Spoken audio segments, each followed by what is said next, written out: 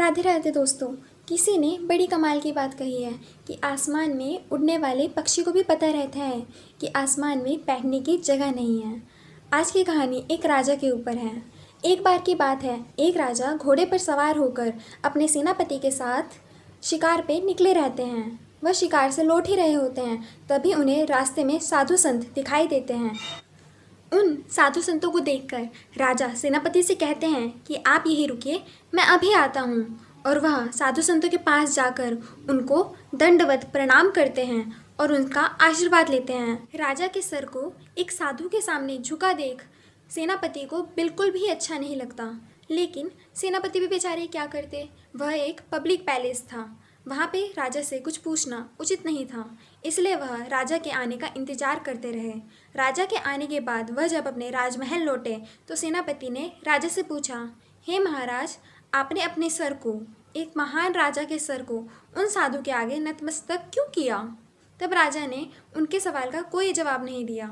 इस घटना को हुए 3 से 4 दिन बीत जाते हैं। तब एक दिन राजा उसी सेनापति को बुलाते हैं और उसको 4 थैले सौंपते हैं और कहते हैं कि इन चारों थैलों को तुम्हें मार्केट में बेच कर आना है, और याद रहे इनमें से एक भी थैला भरा हुआ वापस नहीं आना चाहिए। सेनापति राजा की आज्ञा पाकर मार्केट की तरफ बढ़ता है।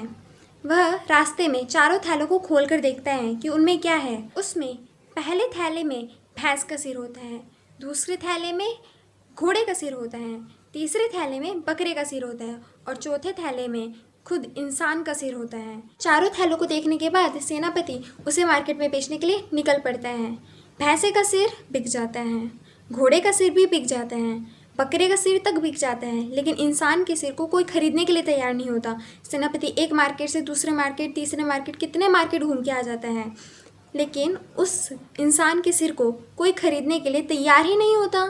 शाम होकर फिर सेनापति वापस राज दरबार में आते हैं। राजा के पास आते हैं, उनको बताते हैं कि आपके सारे सिर तो बिक गए, लेकिन ये इंसान का सिर नहीं बिक पा रहा है।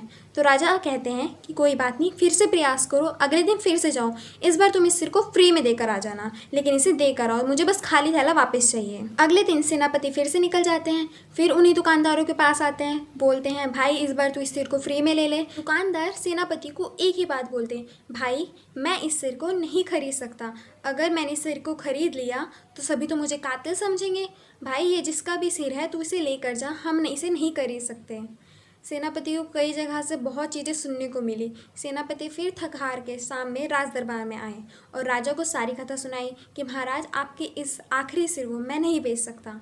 तब महाराज कहते हैं, तब राजा सेनापति से कहते हैं कि भैंस का सिर भी बिक गया, घोड़े का सिर भी बिक गया, यहाँ तक कि बकरे का सिर भी बिक गया, लेकिन इस इंसान के सिर की कोई मूल्य नहीं है, इसे कोई खरीदने तक के लिए भी तैयारी नहीं है। यदि मैंने इस इंसान के सिर को किसी साधु संत के सामने झुका ही लिया, नतमस्तक ही हो गया, तो कौन सी बड़ी बात हो गई, या इससे मेरी वैल्यू तो कम नहीं हुई। इसी बात के विपरीत आपके जीवन में कुछ ऐसे भी लोग होंगे जो किसी के सामने झुकना पसंद नहीं करते। उन्हें लगता है किसी के सामने झुकने से उनकी वैल्यू कम हो जाती है, लेकिन इस कहानी से हमें यह पता चलता है कि इंसान के सर की कोई वैल्यू नहीं होती है। इस छोटी सी कहानी से हमें यह सीख मिलती है कि हम अपने घमंड को सबसे ऊपर रखते हैं, इसलिए हम अपनों से दूर हो जाते हैं। आप में से कई लोगों ने इस कहानी को पहले भी सुना होगा। यदि आप इस कहानी के राजा का नाम जानते हैं तो हमें कमेंट सेक्शन में बताइए। जिसका जवाब सही हुआ उसको मैं अपनी अगली वीडियो में मेंशन करूंगी। जाते जाते आपसे एक ही बात कहूंगी, अपने घमंड से दूर होकर हंसी खुशी जीना सीखिए। अगर आपको यह कहानी पसंद आई हो तो इसे अपने दोस्तों के साथ शेयर करना ना भूलें। जय श्री कृष्णा।